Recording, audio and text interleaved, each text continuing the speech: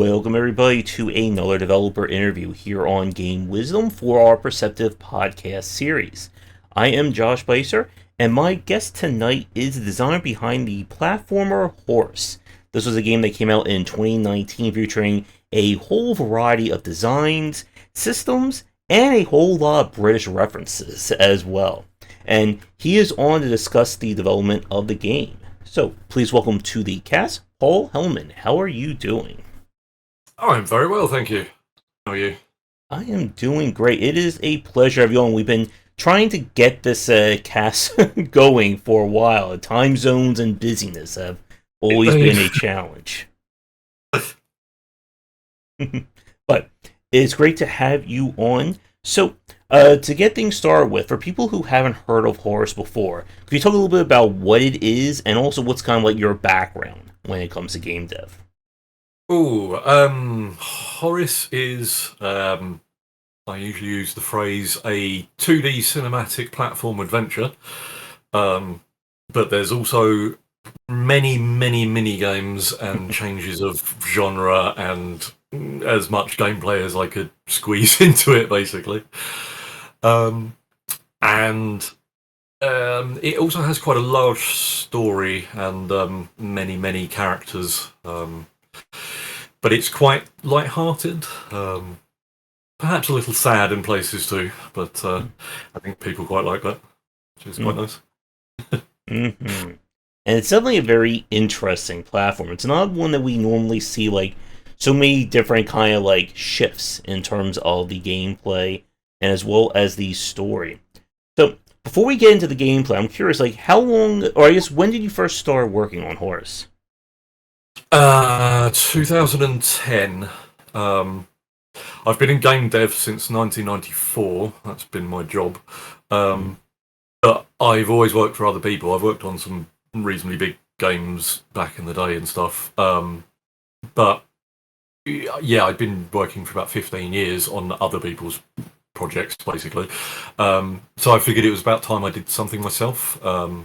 So yeah, 2010, I downloaded Game Maker 2 Professional, I think it was, and I was able to cobble together the first 2 hours of Horace by myself, with Game Maker and various other tools. But that took me 5 years till 2015, which is when the lovely people at 505 picked me up and started funding me, so I could employ my friend Sean to actually do coding, which is my 1 week area, and obviously that sped up the process massively. It still took us another 4 or 5 years to get it finished, but I'm pretty sure without Sean and 505's funding, I'd still be working on it now.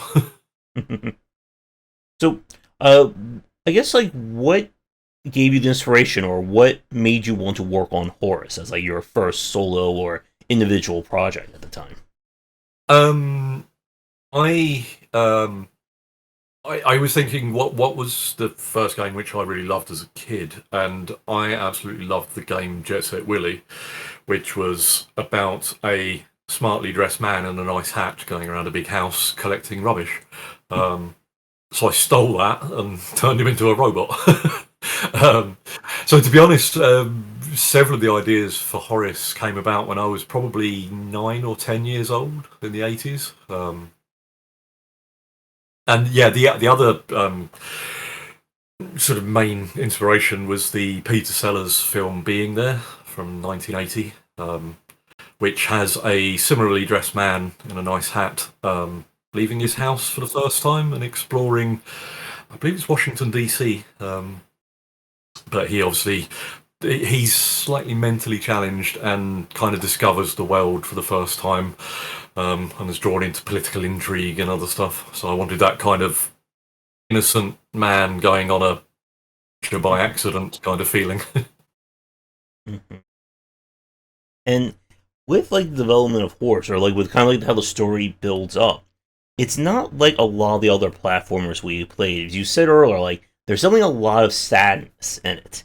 And I guess with the kind of developing the story of the game, as you said, like, with your inspirations, where else did, like, I guess, like, Were there any other like ideas for the story of Horus, or like when you first set out to make it, is like did the story kind of relatively stay the same throughout the course of development? Yeah, I mainly wrote sort of chapter points to start with in around 2010-11, and a lot of those did stay the same essentially. Um, but I've always loved the kind of directionless hero who falls into adventure, as I say. So that like I say, that was always kind of the main inspiration of other characters telling him what to do, and then him half doing things and falling into other events, shall we say. Hmm. And definitely like the humor of the game certainly goes all over the place as well. And I'm sure like for people watching us live or record, like I'm sure there's a whole little mini game of spot the reference in horrors with all the things you put into it. I think my favorite, the thing that kind of like took me for a second, is like when you fall up off of the world for the first time. You see that little cutscene, just like falling like in the gravitational field of the Earth there.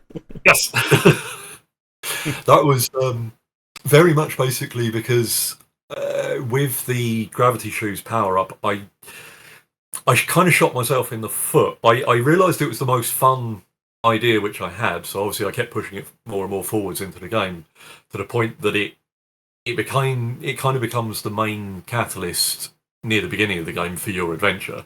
Um, but I realised once you were outside that if you were upside down, what would I do with the area above you, or indeed below you, so to speak? And then it just hit me one day: what if I essentially made it kill you, but kill you in a very funny way by you just not being able to stop? Hmm.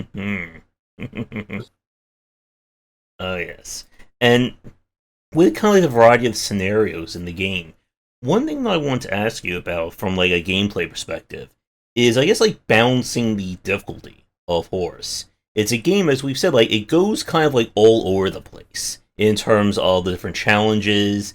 I know, like one section I remember was like in like a building that was on fire, and you had to like kind of go around like kind of a maze. Another one became kind of like a you're being chased by something, you have to just constantly move forward.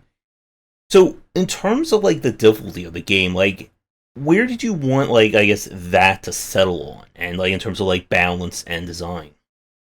um, this is the thing. I kind of wanted a bit of everything. In that, I wanted a difficult game for hardcore gamers, people who enjoy Meat Boy and I want to be the guy and all that sort of nonsense. Not that it's nonsense; it's very good. Um, but at the same time, I'm aware, or was aware, that there's a very large amount of story which a certain amount of people would be playing for, who wouldn't necessarily be such hardcore gamers. Which is why eventually I slowly introduced the adaptive stuff with the shields, whereby if you die a certain amount of times in a room, it will spawn. Oh, sorry, my laptop went to sleep for a second. If you die a certain amount of times in a room, it will spawn.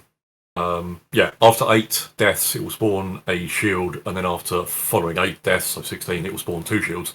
And I think that, or I hope that helped balance it for people who weren't so good. I've certainly seen people watching people streaming, sort of farming for shields by killing themselves many times over and then just collecting a shield and then allowing them to proceed that way, which certainly seems to work.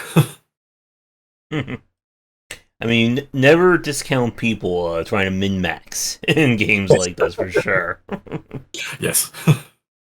And with like kind of like the boss fights, I remember a few of them as well. Like, I guess like in terms of creating the gameplay, I guess let me rephrase it like this: in terms of creating the gameplay for Horus, like did like the story come first and then you built the gameplay around it, or did you think about the gameplay and then built the story around that? um, Different sections were created in different ways. So, like I say, I started with a sort of bullet points per chapter. I want this to happen here, this to happen there, this character does this character does that, etc., etc. But then often when I would make the gameplay, I would often have to slightly step back and change the story, or at least the voiceover, to fit the gameplay to kind of re-explain it. I'm also a big fan of call forwards and like callbacks. So I tend to try to reference things at least once or twice before you see them. So often that was the case that I would then like a piece of gameplay and then would try to step back an hour or two in the story and reference what's coming, so to speak. Initially, I was considering getting a voice actor to do the voiceover, but one of the main reasons I decided not to and to keep going with the text to speech was so that I could record it myself on the fly, because there was a lot of rewriting. Literally up to about 2 days before the game went out, I think. I was still adding things to cutscenes. And I guess like it kind of like fits the theme of Horace being a robot. It does kind of like add like, a little bit to that aesthetic as well. Yeah, I think that was the thing. I did do a bit of voiceover testing. I got Dean, our producer, to record some stuff, and it sounded too human. No matter what we did, it sounded like a voice actor, which is fine. But I think I'd just fallen in love with the weird little voice I'd made with the text-to-speech thing in the first place. And with kind of like the evolution of the game, like as you go through it, you get to more areas and more things open up in terms of the gameplay. As you said earlier, you kind of wanted to fit like everything you had into Horace. Were there any elements that were like left on the cutting room floor at the end, or did you really just like hit everything that you wanted in the design? Nearly, probably about 80, maybe 90%. There were quite a few mini games cut because they were easy to cut. There's a tournament sort of 3/4 of the way through, and obviously you replay all the mini games from earlier in the game. And initially there was going to be another 3 or 4. Sadly, one of my favourite jokes, so to speak, was cut because the arcade cabinet still appears in the game, but the actual game doesn't. But I made the art assets for Meryl Streep Fighter, which was essentially going to be Kramer versus Kramer. So I'd drawn Meryl Streep in a nice posh pantsuit versus Dustin Hoffman as the other Kramer, so to speak. And I was considering drawing Michael Richards for Kramer from Seinfeld to have an added Kramer versus Kramer versus Kramer. But yeah, like I say, that just got cut, unfortunately. And with the... And I'm trying to remember some of the beats from the game. It's been a while since I last played it. But I do remember there was kind of like an upgrade system where you had to collect things that you could then spend for more. What, I guess, like, how were you balancing that with, like, given, like, the story, like, I guess, like, the story-driven nature of the game? It was mainly by dropping items in the player's route, which I knew the player would be going through. So as you get different power-ups, like obviously at one point you get the water seal and you can swim, I knew then that the player would try to swim through every piece of water. So obviously I reward them by giving as much junk, which they can trade in for money and obviously use for more upgrades. To be honest, it was a bit of a nightmare, just because there are 1.25 million pieces of junk in the game, which... I think equates to nearer £2 million in like the money that you can actually spend. So yeah, there was a point where I had to basically ask Sean if he could write me a small tool from inside the game where I could analyse the amount of things in a room, the amount that they're worth, the amount you can trade them in for, etc., etc. And basically I could create a spreadsheet and a database and analyse it, because I think there's just over 400 locations in the game as well. So yeah, that was a fun couple of weeks of just analysing data.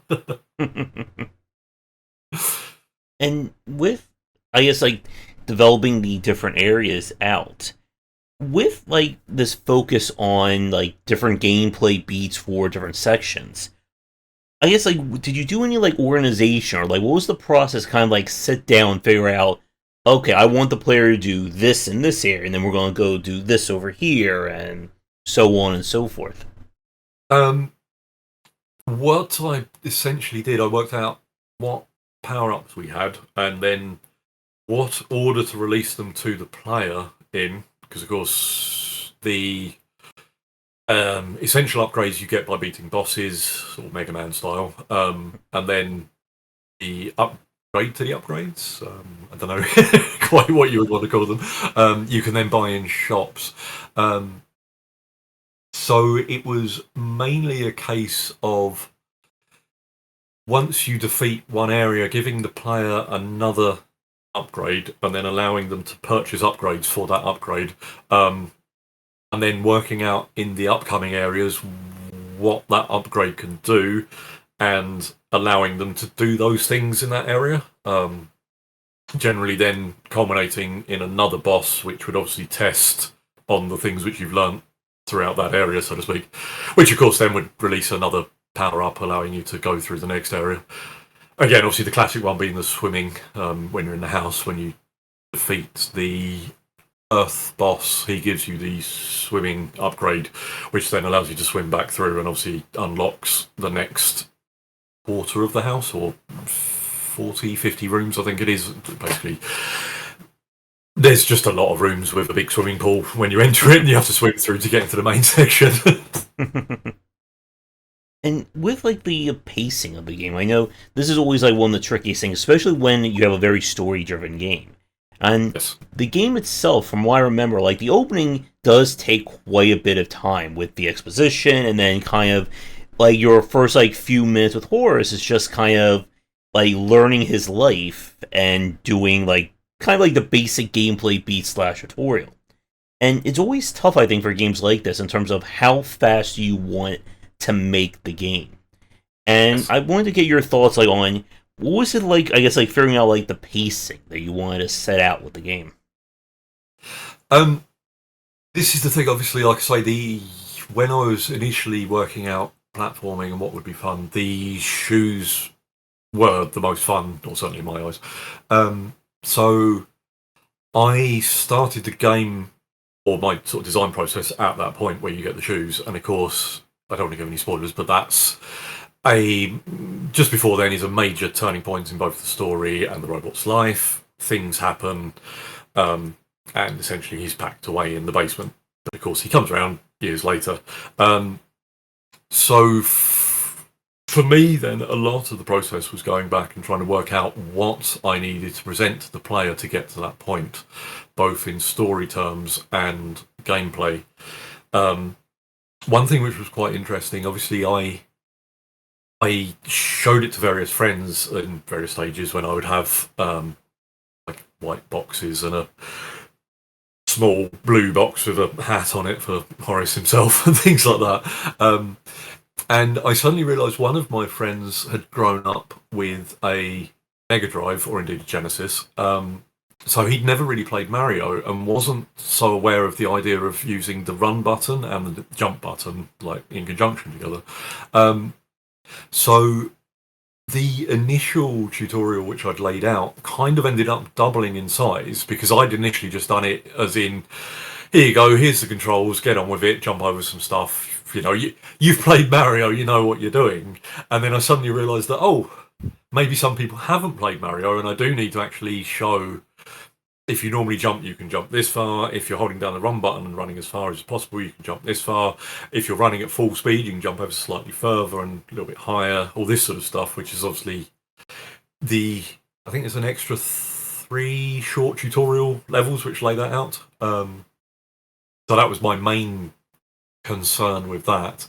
And then obviously, from a story point of view, as much as I tried to edit down characters and join character traits together into one character, I still ended up with 7 main characters, which of course is one too many for a sitcom and probably 3 too many for a drama. But I just couldn't whittle it down anymore.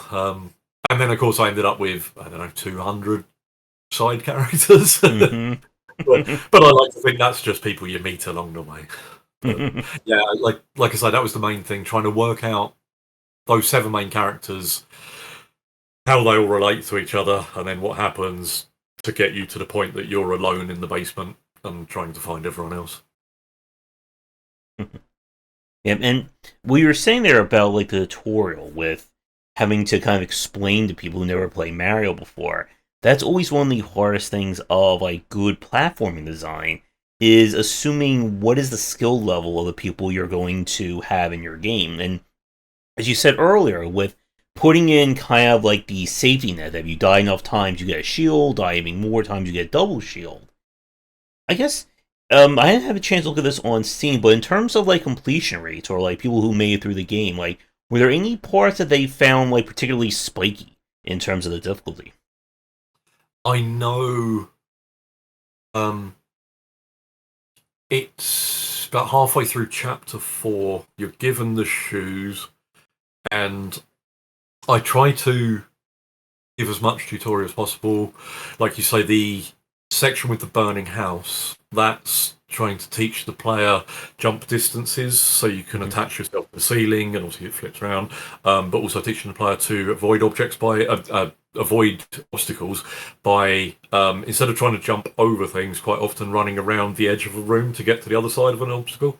That was my main thing there. Sorry, I've lost my train of thought. What was the initial question there? I guess like where was like the plea very spiky or like, what was a part that a lot of people had trouble with? Yes, sorry. Yeah, so I lay out slightly more tutorials which allow you to play with the shoes. There's the large section where you come out of the house for the first time with platforms above you, and you can.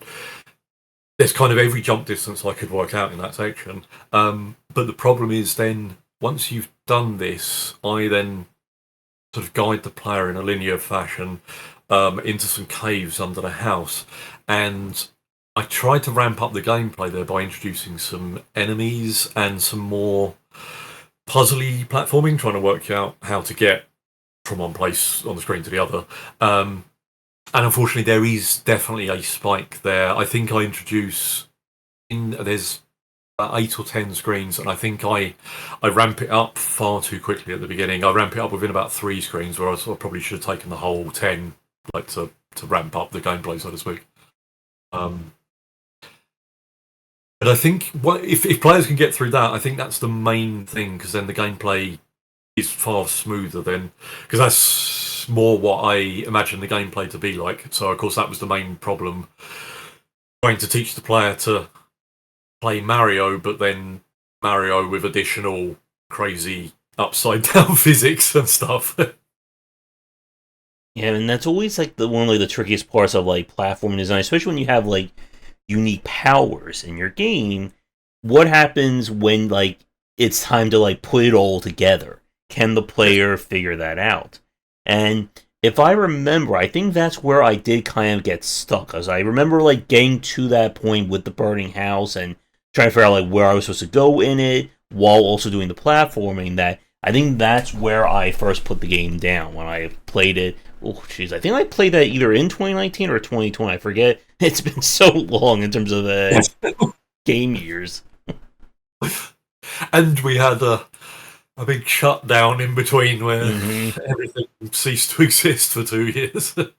And one thing that I would definitely do a disservice not to mention here, of course, is the number of references, and especially all the humor in the game. So I gotta ask, like, did you run out of references to put in Horace, or were there even more you could have fit in somewhere? Yes, there's probably more. The main reason is there's so many references is because I have to draw everything. Whether it's funny or not, I had to draw everything. So when it came a point of, oh, I need to draw some set dressing for the background, I figured, oh, let's draw some comedy film posters or TV shows or whatever I could think of. Obviously, there's literally so many references. I literally couldn't tell you how many there are, but Yeah, that was the main thing. If I have to draw things, I might as well make it fun for me as well. So often there's a section later in a TV studio, so that's just full of fake films and TV shows. And I often just said to Sean, the coder, and Dean, our producer, guys, just think of a list of 20 things for me to put in the background. They would just throw things at me, and I'd just spend a day or two drawing whatever we could come up with. And I guess, like, was there like any like worry about like getting in trouble for like using like copyrighted characters, or was it just hoping like fair use? In the past, I usually reference characters. I don't know if you've seen the town sitcom, but it's basically full of sitcom characters where I basically drew characters who look like the cast of Friends and Seinfeld and the Fresh Prince of Bel-Air, and basically as many characters as I could draw. But there's a lot of places where we do skirt very close. The mini game Hungry Ghost, whereby you are essentially Slimer from Ghostbusters going around filling a maze with slime. The opening jingle to that, I smashed together Pac-Man and Ghostbusters. So that goes. And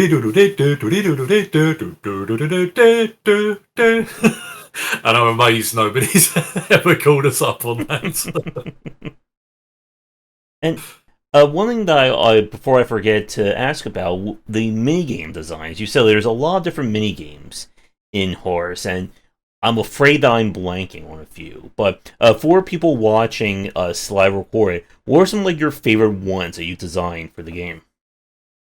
I'm a big fan of the job games. In the various towns, you can just earn money by doing short shifts, and they're just very quick, like rhythm game single buttons and things like that. But I'm very fond of them in the fact that there's actually no instructions to them, and I essentially say in real world terms, this is your job, this is what you're doing. You're making bricks. You're at the end of the line. All you need to do is hit the brick in time with everyone else, and somehow people just understand it. I think the gameplay is simple enough. In that game in particular, there's just a short. Well, there's a piece of music which every tune in it is just the three notes of a major triad, finishing on the fourth note, being the octave of the first.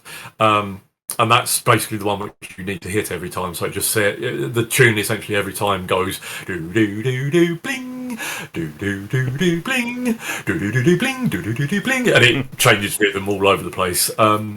And like I say, for whatever reason, players do just seem to get it. I did used to be a drummer, so I kind of still am. So I don't know if my innate rhythm just passes off onto people or something. Well, yes, as you're describing, I think I'm remembering like that one town with all the different jobs in it, and I am horrible when it comes to rhythm stuff. Although in the last year I played like Hi-Fi Rush and another game, and somehow my sense of rhythm maybe has improved. I think over some of these games. So who knows? Maybe I can go back and do more of it there. One thing that I want to ask you about from a story perspective is kind of like the darker moments in the game, and kind of like balancing that with the lighter side. One of the challenges I think with like storytelling like this is, I guess, like how the player responds to like the gotcha or like the flip. And I remember like a few sections in the game. I think there was one where it kind of becomes, I think it was like first person, and it kind of felt like almost like a horror situation. And of course, like when you're introduced to like the other like horse robots, and they basically move around like zombies and stuff like that. I guess from like a storytelling or like from kind of like your perspective, how did you try to balance, I guess, like the scary and the sweetness of a game like Horace? This is the thing, obviously, because everything's through his eyes. It was reasonably easy to make everything feel innocent and sweet, as you say. So it was more a case of kind of easing the player out of things after they happen. So something horrific will happen, and then I try to bring them back to. Obviously, I don't necessarily want to spoil something, but essentially, you do murder someone at one point, kind of by accident, and it is very bleak. But after that happens, another character can see that he's depressed over it, and essentially offers to teach him to play drums. And then for the next 4 or 5 minutes, the player can just play drums. And often people find it quite funny that I've thrown a whimsical mini game at them afterwards. But at the same time, I think lots of people kind of understand, because then the robot does mention the fact that he's murdered someone, and it's still on his mind many times throughout the game. But I think pulling them out as quickly as I could in that way was probably the best way to go. Like, I didn't want to dwell on any sadness. I think, again, because the robot is innocent and naive, he kind of just learns that that's the way life is. Sometimes people do die, horrible things happen. I think that that is kind of a key plot point in the game, so to speak. And I think part of like that like balancing has to do again with like what the main character is, or how do they respond or look at it. Like if the main character is, I guess like happy that they're murdering or all that, it would put everything in a far different light than, someone who doesn't quite get it, or as you said, is more innocent in that respect. Yes, exactly. It's the thing, I think a lot of games, maybe not so much these days, but a lot of games, certainly back in the day, you just murder the shit out of everyone. And it's all just seen as good fun, lots of first-person shooters. Way, you killed the bad guys. But, I don't know, I wanted a real, regret over killing someone. Initially, because the robot has this absorbing power, I was trying to think what was the worst thing I could have him absorb, and I was thinking of sending him to like the Louvre or something, have him absorb the Mona Lisa or some great work of art. And then it suddenly occurred to me that no, an innocent person, if you just murdered someone by accident, that's literally the worst thing someone could do, I think. And as you say, because he's innocent and it affects him deeply, I think that is kind of the best way I could handle it, I think. And I guess one thing that we didn't touch on yet, but I just want to ask you about, since we're talking about more like the character and the story, in terms of, I guess, developing the character of Horace in the game, was this something that kind of evolved over the course of development, or was this something that you kind of figured out very relatively early on, who you wanted the story to be about? Yes, I knew I wanted to be innocent, because I knew if I could write a character that basically doesn't ever understand what's going on, I could have two characters discuss literally how to complete the game in front of him, and I could have him mention this, but he wouldn't understand and wouldn't be able to relay that to the player. And I think that was kind of a key thing, the obscuring everything from the player because of the character's innocence, if that makes sense. Okay. Yeah, so I think that was a key thing. Another key thing is basically he's all of my innocent thoughts. I'm often accidentally like a 1950s sitcom dad and will say ridiculously sort of old-fashioned innocent things by accident. So I find it very easy for him to say, just off the cuff, just comments about life and things that he sees, because it is just things which I generally sort of think. Another question I wanted to ask you about, regarding the boss designs in the game, and I guess there's actually a two-part question to this. So the first part is, one of the things I remember from Horace is obviously the fact that you only have one hit normally, and then the shield gives you two, and then the double shield technically gives you three. with like as we were talking about earlier, with the difficulty design of the game and trying to fine tune things, was there a point where I guess you gave them like more life points or more hit points, or was this like still relatively early on that you wanted to be kind of like a one shot kill kind of system? Um, I again, I think it goes back to the adaptability thing I was saying. Hmm. I wanted to offer the player as many shields as they want, essentially. You can buy 6 shield slots in various towns. So with your initial hit, you can take 7 hits, which I think is essentially enough to cheese through pretty much anything in the game. Um, but at the same time, I didn't necessarily want to force those things on the player because I know people who consider themselves to be good don't necessarily want um, sort of pity shields, as I've heard people refer to them. Um, so yeah, at the same time, I wanted to offer people that ability to one-shot it if they wanted. You can literally turn shields off. The idea being that if you want, you can save them Hmm. so that you can get through an easy section without using shields, and then save them for a boss, or however the player will want to use them. But I have seen players literally turn shields off and try to complete the game with one hit. Um, and I know one of the testers in QA at 505 was able to finish the game in exactly 100 deaths, which is just astonishing to me because it takes me around 1,000, I think. And what you said about like having like the like pity shields, like that, there's a whole discussion I think we could have about like the hardcore mindset in games like this. And I guess like as a brief aside regarding that, in terms of like people who also playtested the game, were there people who are like, no, we want the game to be harder? Like, was there anyone who like felt like, no, we need to make this even more difficult? There was a guy who was streaming it on Twitch, and he was speedrunning it, and he was ridiculously good. I so apologise, I've completely forgotten his name.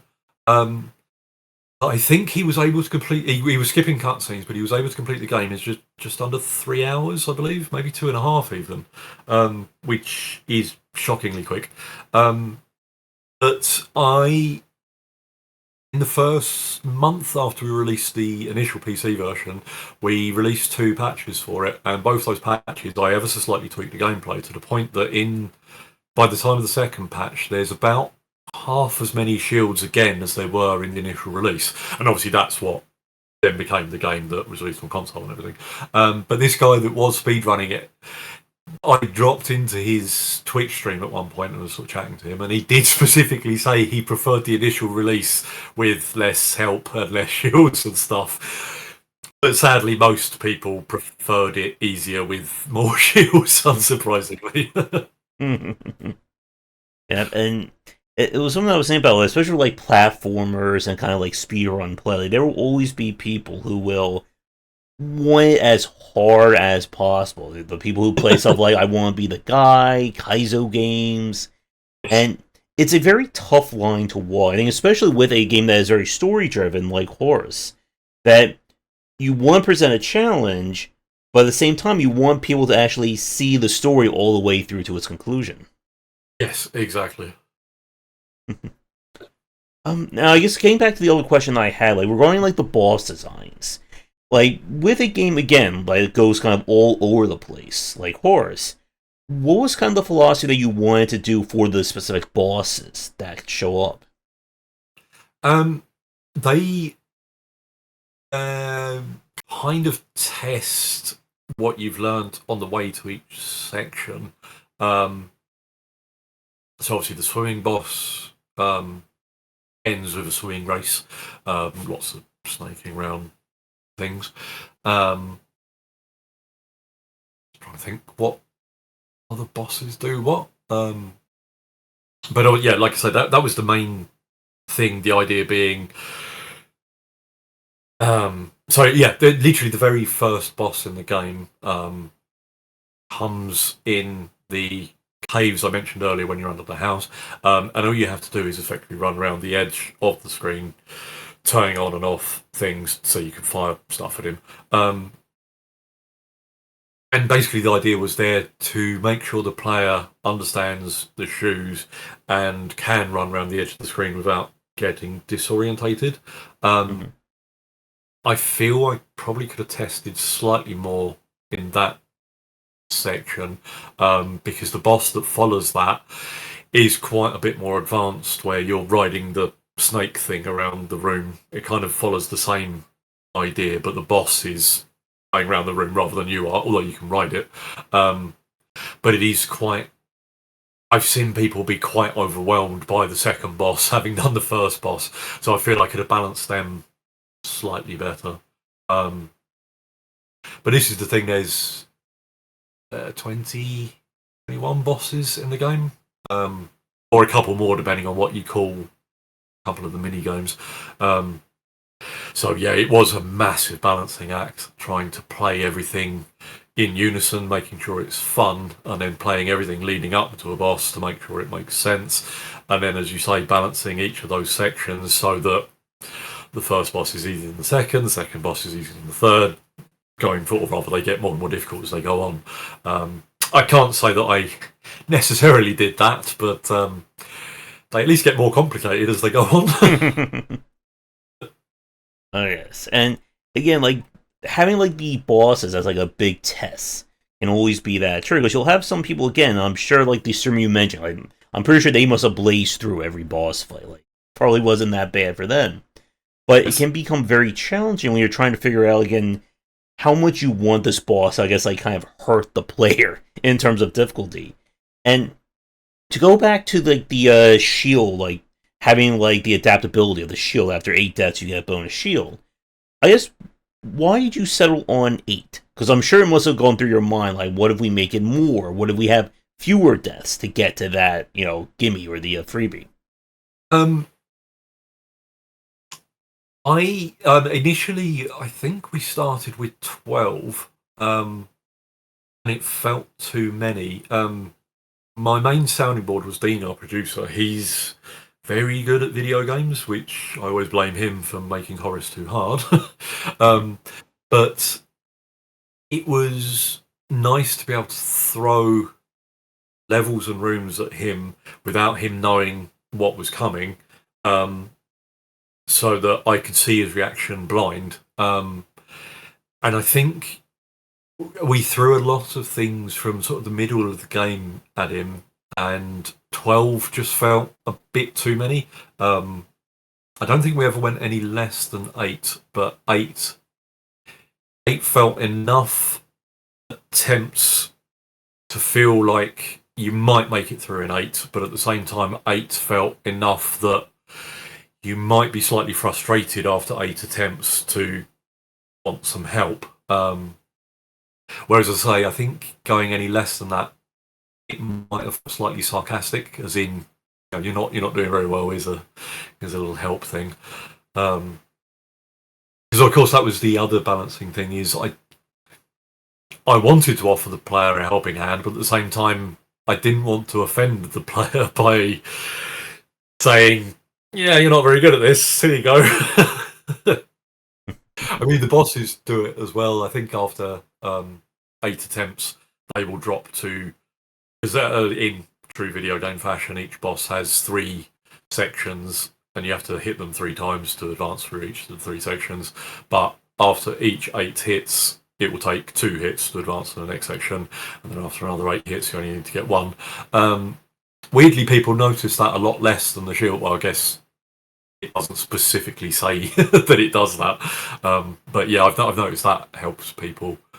People often get slightly stuck on bosses, but usually only for sort of 10, 15 minutes at most. They're usually able to brute force through eventually. All right. I'm trying to think if there's anything else gameplay related we didn't discuss. And if anyone is watching this live right now, if you do have a question for Paul about Horace, let us know in the comments.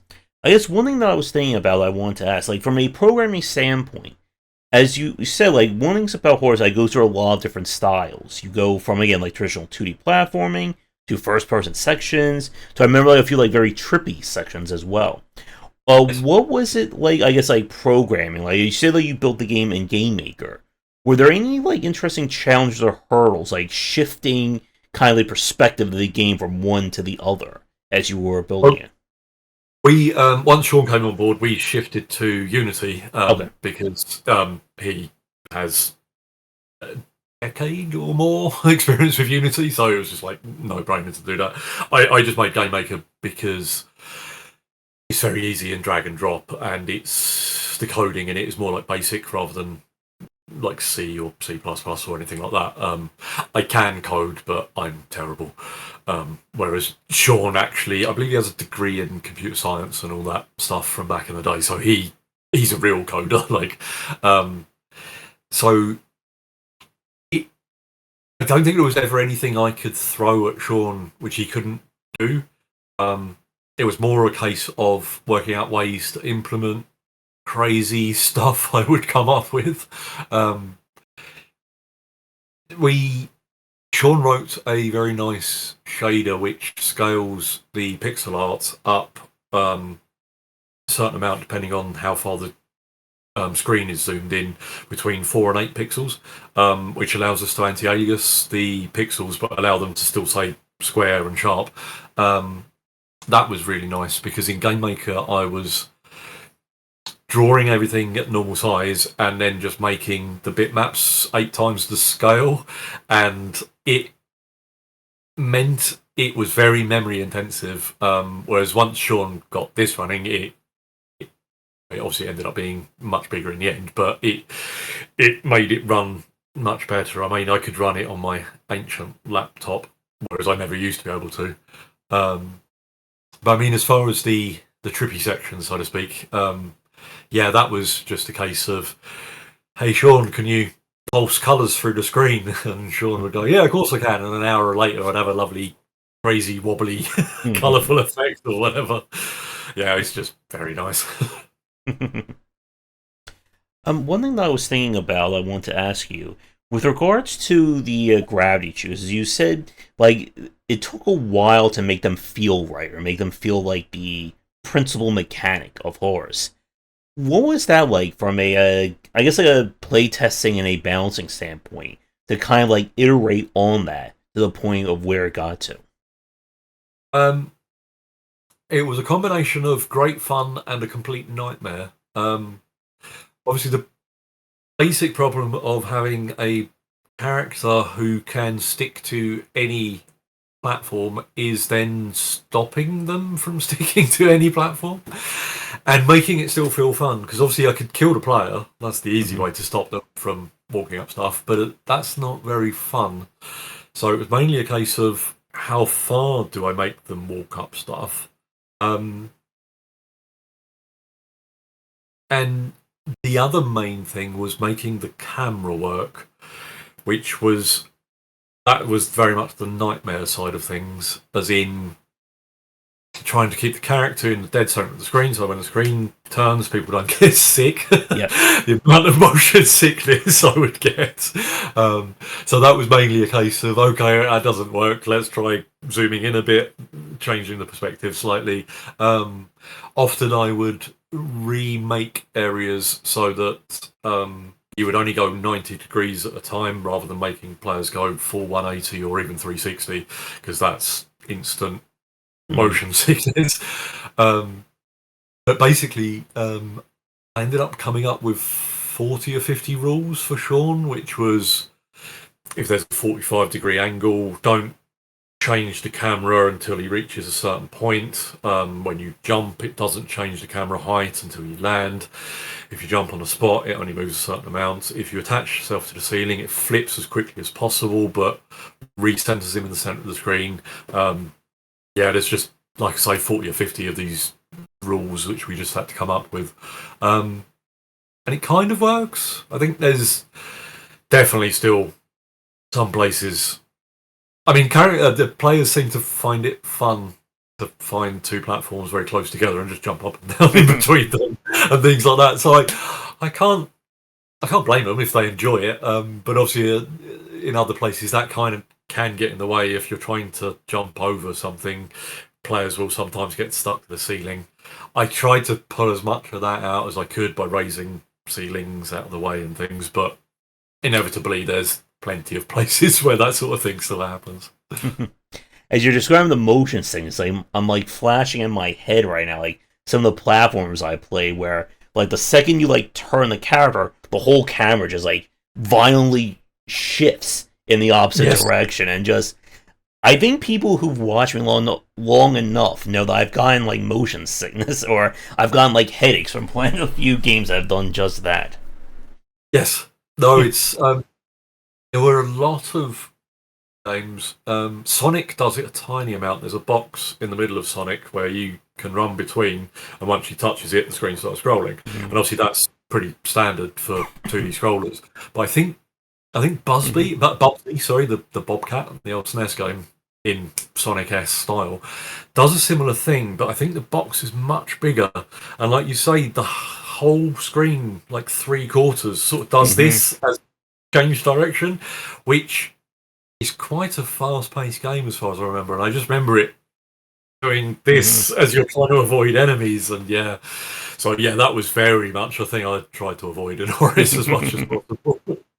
And with like the verticality, I just want to ask you like regarding like getting the camera to work like that, because vertical shifts in like 2D platforming is its own unique nightmare. Because I've played games where like if the character is over here, the camera does not show like anything below the player until you actually make that jump, so it becomes near impossible. Or the camera doesn't go high enough, and then you're like kind of doing like flying jumps like off the top.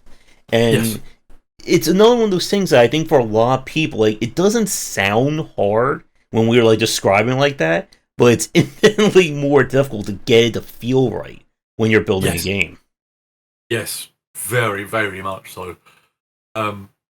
It's strange how counterintuitive things feel from one thing to another. You'll make it work perfectly in one situation, and it follows the character, and you think, yeah, that's perfect. And then you lay the same character like rules out in another room that's almost identical, and it just doesn't work. And then you literally have to go in by hand and shift the camera direction, 100 pixels up, 100 pixels down, one side, recenter the character. Like, it is strange. Like I say, in Horace, I can't. It's been a good 6 months to a year since I actually touched the thing since we were doing the ports to the PlayStation. But we basically do have a camera editor for each room, so although it runs the same code, each camera setting for each room is totally bespoke, effectively.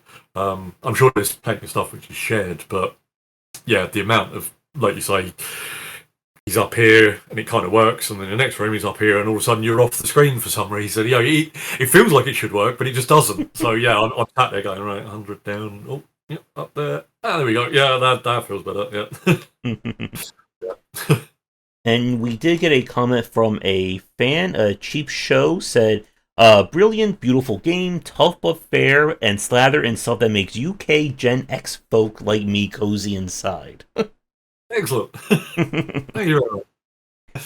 Yeah, and the camera is oftentimes like one of like the biggest like killers I find for a lot of indie platformers like that, where if it doesn't show the information right enough, if it's too zoomed in, too zoomed out, it just creates like that mess of a design. And as you said, like with a game like Horace, the fact that you're constantly like changing what the player is doing from section by section, of course, means the camera needs to change or needs to be adjusted to fit what you're trying to show the player.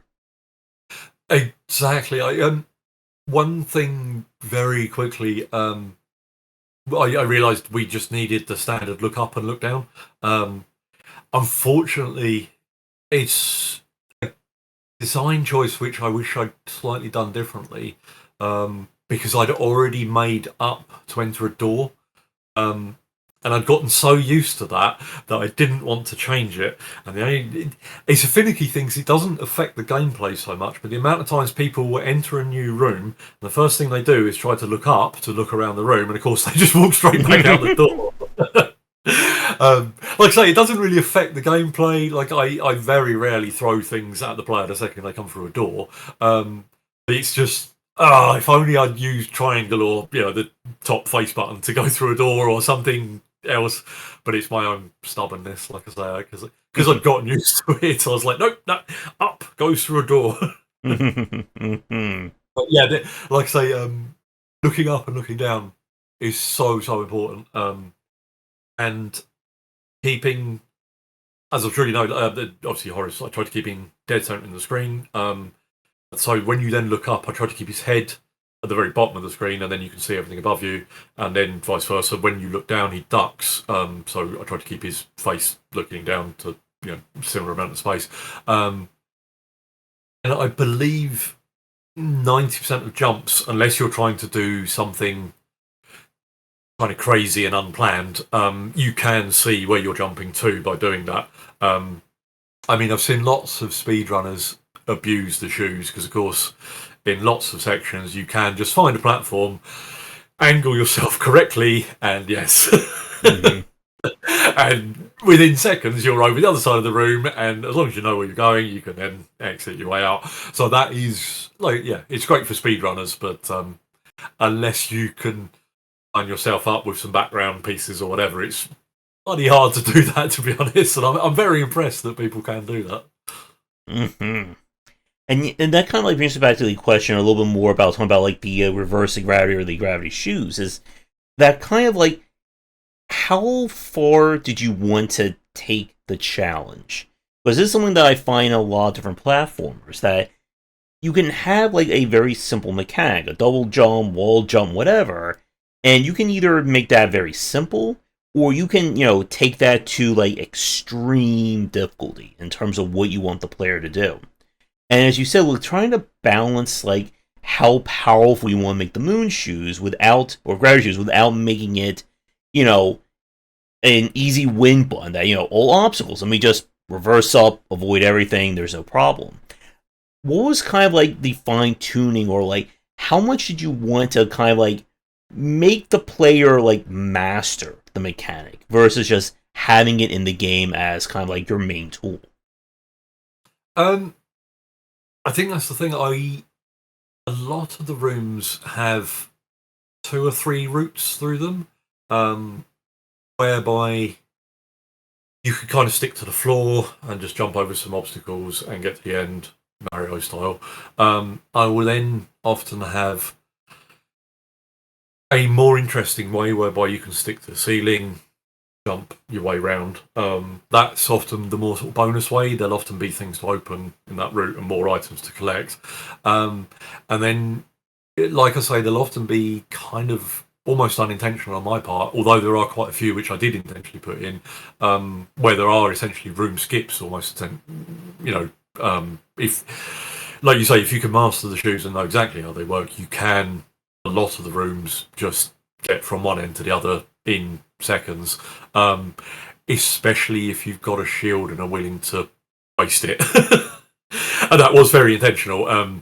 Usually you have enough iframes to, if you're falling, you will fall from one end of the room to the other in about 2 seconds, and you usually have around 2 seconds worth of iframes. So yeah, if you know what you're doing and are in a kamikaze mood, you can generally get quite quick.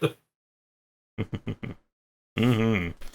Yeah, and I guess like that kind of like damage boosting is another very popular trick that I've seen so many games like employ, or a lot of speedrunners or high level play will do. And it is like very interesting when we get to like that, I guess like that super high level play.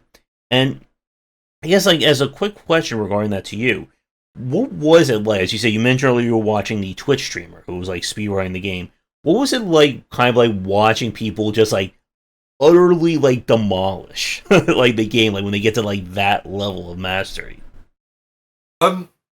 It was great. This thing, the only time I'd seen something like that before, when we put it into QA, there were a couple of sections, I can't remember exactly where, but one of the QA guys basically said, this section is very, very hard. Are you sure this is how it should be? And I looked at the video he'd recorded, and somehow he'd managed to get through a jumble of sparks and things which kill you, which I thought were laid out dense enough to be a dead end. But somehow this guy had managed to one life. There were no shields in this section. He'd literally managed to do 10 or 12 impossible jumps and got to the end. And I was like, some people are very, very, very good at games. Because I like to think I'm good. I can complete Super Mario World 103 exit or whatever it is. You know, I can do Mario 64 and all the rest of it, but I can't do impossible. You know, I've tried to play I Want to Be the Guy. I've played Cat Mario. I've played Kaizo's and you know, 2 or 3 levels in, and I'm just like, no, just watch someone else on YouTube. Yeah, Kaizo is where I think I tend to check out as well when it comes to platforming difficulty. I can play Super Meat Boy, I can do Celeste, but Yes, yep. yeah, like I think I tried one Kaizo game. I got like 100 deaths in like 20 minutes. I never even left the first screen. Kind of. I ended up watching the Super Beard Bros, the completionist. They did a run of it and they edited it into like sort of 20-30 minute like single death run sort of thing. And there was the bit which I got stuck on watching them do it. I suddenly realised the nonsense you had to do. You had to like spin a shell and bounce on it whilst it was moving forwards and avoid all these enemies. And it was just like, well done, but I'm so glad I didn't even bother. And with what you were describing from Horace, like I guess like how players will chart or they'll track their path through the level.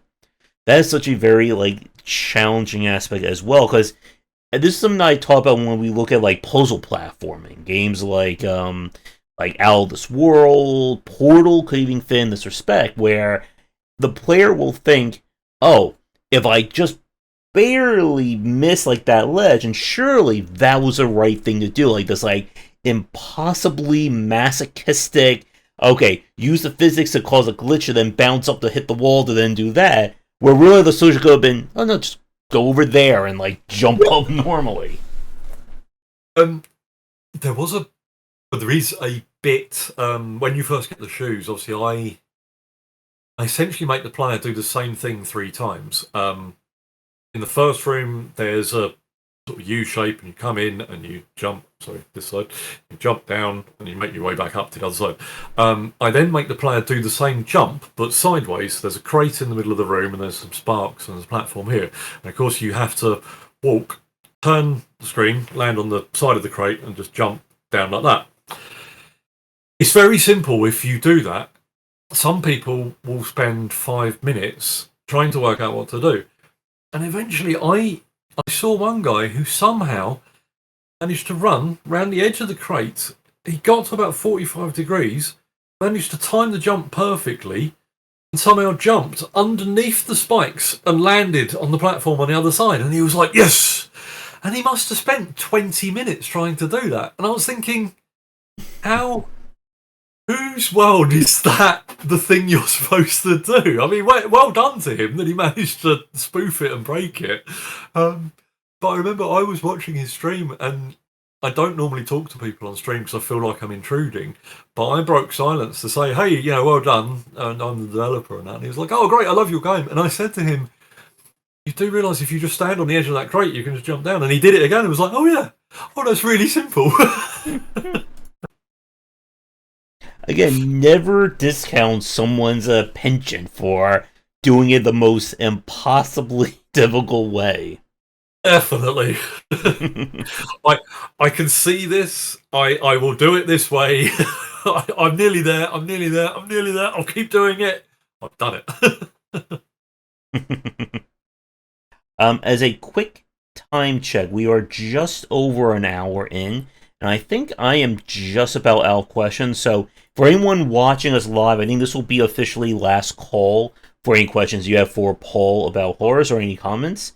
Other than that, I would say maybe in like the next 5 or so minutes, I think we'll wrap things up. I think we'll just do a quick wrap up of things, if that works for you. Cool. All right. So I guess before we kind of get to like talking about like what you're working on now or what's coming next, that kind of thing, anything else regarding the design of Horace that we didn't touch on that you would like to bring up? Um, Not really. I mean, obviously the main thing which I'm incredibly proud of is the variety of games. Um, Having worked in the games industry, as I say, for nearly 30 years, it as soon as I start talking about games, ideas just flood into my head. So it was really lovely every morning to basically have a half-hour call with Sean and basically outline what we were going to try and do that day. I mean, obviously we didn't make everything on the fly like that, but when it was like, right, I want to make a spoof of a Pac-Man game. How are we going to do this? Right, Ghostbusters, you're Slimer, you slime the maze, blop, blop, blop, blop, blop. And well, this is it. I have a recurring joke of the Ghost Bastards in the game. So, of course, the Ghost Bastards are the villains chasing you around. And it was just really nice redesigning Pac-Man with a friend. And essentially that was the whole design process for a lot of the game. I mean, a lot of it was me just going crazy with Notepad thinking, can I do that? Yeah, I think I can do that. And then run it by Sean. But yeah, as I say, Sean's similar age to me, so we have a similar taste in games and stuff. Yeah, very nice sort of exploring video games. And then, like, when you have like so many different mini games, it's always like interesting to see, like, I guess, like, how people will respond to, like, oh, you're doing this, and now you're going to doing something completely different over there. And what was like kind of like the reception from people, like, in terms of like, did they enjoy like all the variety that you put into it? I think most people do. It's very strange. I often read, obviously, Steam reviews and stuff from people who left. And not all the time, but every now and then, some people will say, I absolutely love this game, but it's a shame all the gameplay gets in the way of the story. And then every now and then, you'll get the occasional person that says, I absolutely love this game, but it's a shame all that story gets in the way of the gameplay. So it's literally a case of you can't, even people that love the game still maybe don't like one aspect of it. So it does go to show you literally can't, whatever it is, all of the people some of the time, some of the people all of the time. The pleasing quote, whatever it is. Mm-hmm. Oh, yes. And there's so much like to unpack with that, especially as we've said, like with games that really do kind of like make that marriage between gameplay and storytelling.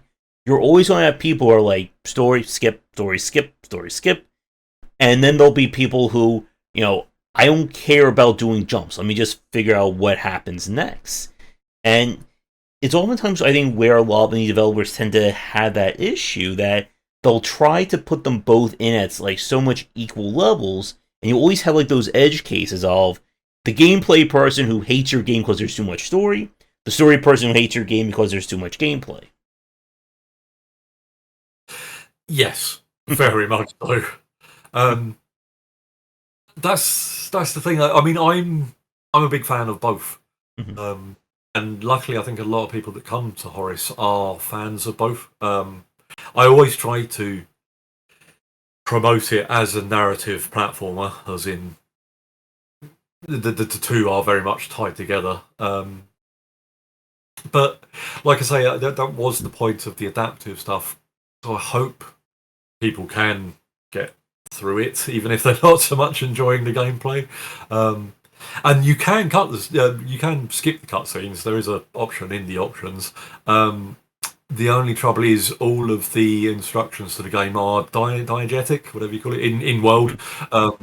So if you do skip too much, you will just find yourself in a room and not really know what to do. There is granular text which explains stuff if you pause, so you can kind of get the idea of what you're doing next. But I wouldn't recommend a new player coming to Horace to try and skip the cutscenes. I wouldn't recommend someone just looking for gameplay to play Horace that way. Nice. Yeah, and again, like with like the onboarding, I guess with regards to, I guess one other question regarding onboarding, because we talked about this earlier with how much you wanted to kind of like spread out or distance like the different tutorial sections or onboarding. With the idea of like the gravity, did you adjust the tutorial or the onboarding with regards to that mechanic? Because whenever we have games that feature like a unique system or unique thing that you normally don't use in these games, I find the developers either do one of two things. They either really go like over the top in terms of here's like a 20-minute tutorial about exactly how you're going to use this thing, or they'll just be like, okay, here's this thing, it does this, go, experiment with it, and then, hopefully you figure it out. I very much erred on that side of things. When I first made the shoes, one of the first things I did was essentially made an area like the estate outside of the house where there's all the platforms at different jump distances, just so that I could see what was fun. I discovered quite quickly that it wasn't fun to make a single block and run around that, because that's the screen just rotates too quickly.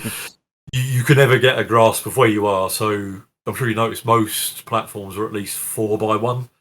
So you can run along the top and then sort of do this. So the screen only changes that, sort of speed, and that's far more manageable for the player. And then that was the thing. I then went back and measured those distances into the handful of rooms, as you say, for like tutorials and stuff. But that's literally why there's that shift in narrative, which again I don't want to spoil. Just before you get the shoes, I take everything away from the player and the character and chuck him in the basement with the shoes, almost as a reset. So that was the idea. There's no hand holding from that point onwards. Essentially, he's in the big, wide, scary world by himself, but he's got some crazy shoes. All right. I think that is it for questions. I think at some point, though, I do want to go back to Horace and give it another play. So it's been, I think at this point, I think Oscar and Chad said 2020 since I played it. So 3 years is an awful long time to try and remember games like this. But I guess to wrap things up for our discussion, let's talk a little bit about kind of like plans and what's been going on lately. So you mentioned a few minutes ago that you're planning, or has the game been ported to consoles yet?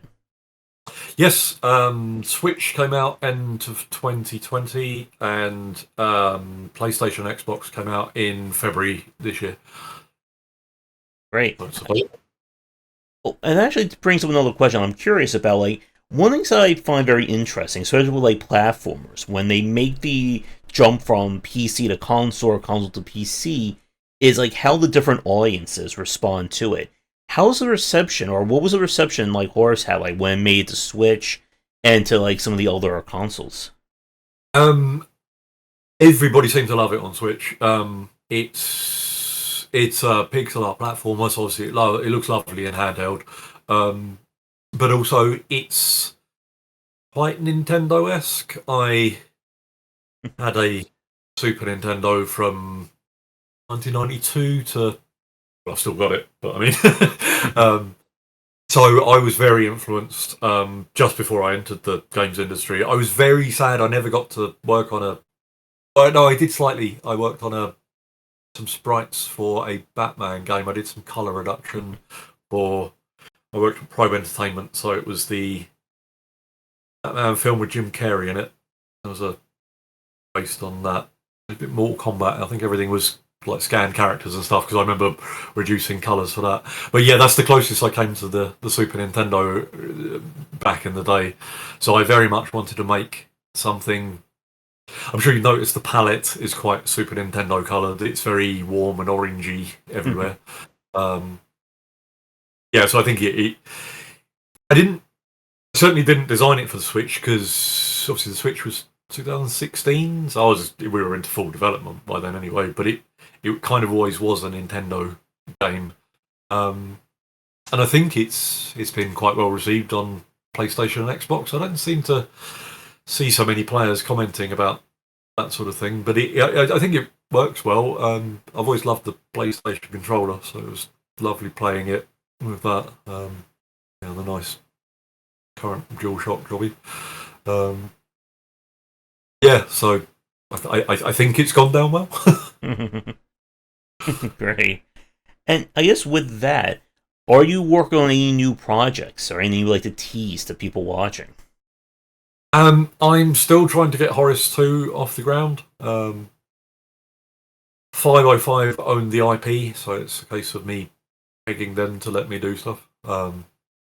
Slightly slow process, and I don't know how much I can talk about.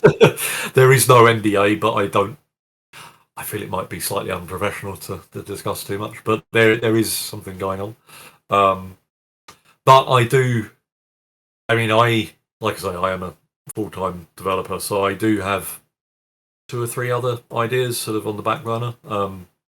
A friend popped round earlier today when we were discussing a game which we've been talking about for a couple of years, I think. Some sort of pagan, witchy kind of thing where you mix spell stuff. But yeah, I mean, I don't necessarily work slowly, but it just takes me a long time to make things. So, it will be a good few years before the next thing I do comes out, I expect. Well, definitely good luck with Horace 2, and, when you're ready to announce a game, I'm sure a lot of people will be waiting to check it out. Oh, thank you very much. And I do have to ask, if you do make Horace 2, will we see that Meryl Streep Fighter game put into it? I think we very much should do. As I say, I literally have the sprites ready to go. I've got punches and kicks and a little block pose. It was literally just going to be a mini, like, one-button Street Fighter with the cast of Kramer versus Kramer. There we go. So I think with that, anything else regarding Horace, game development, anything else you want to discuss before we wrap things up? I can't really think of anything. I don't play a huge amount of modern games. I play a lot of chess. I'm playing a game called Zenith, which is kind of a modern remake of the Sentinel, the old Jeff Crammond Commodore 64 game. You make your way around it's a very chess-like landscape. It's all sort of 3D. So I can recommend that if people are looking for a strange old-fashioned game to play, which is a bit weird. All right. Well, I think with that, we'll wrap things up for tonight. Paul, it has been a pleasure chatting with you, and I'm glad we finally got the time zones and all of our schedules aligned. Yes. Thank you very much for having me. It's been a pleasure. And yeah, like I said, definitely best of luck with your next projects. When you have something to discuss, definitely let me know, and we can certainly have you back on for another chat. Awesome, definitely. No, it's been great. All right. I look forward to it.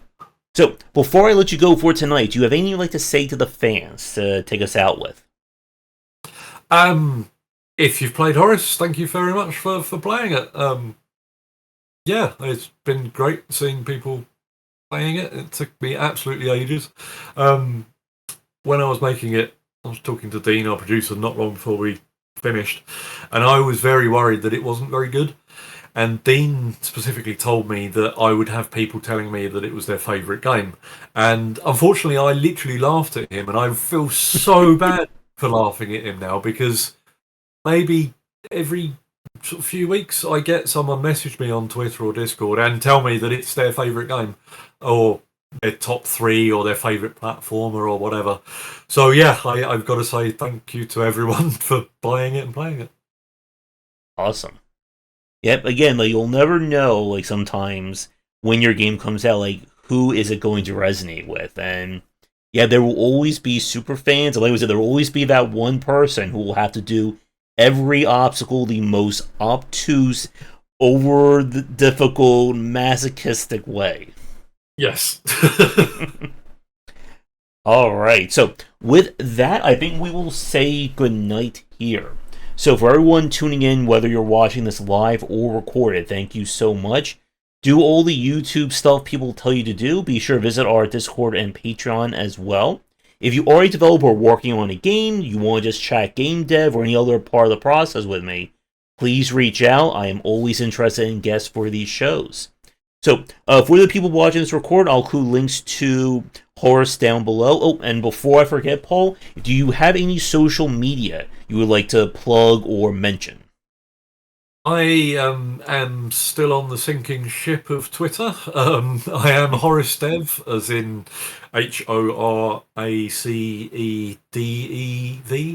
as in the developer of Horace. Please do say hello. I'm quite chatty if people want to talk about stuff. Not just about Horace. I had a nice chat about ghosts recently. Nice. I'm still on that sinking ship as well, so you can find me right there too.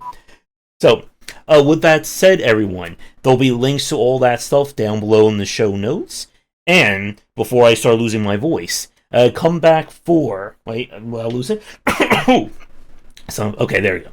But now my voice is back. Be sure to come back for the discussions on game design here and on game wisdom, where some of the art and science of games. Until our next chat, everyone, have a great rest of your night.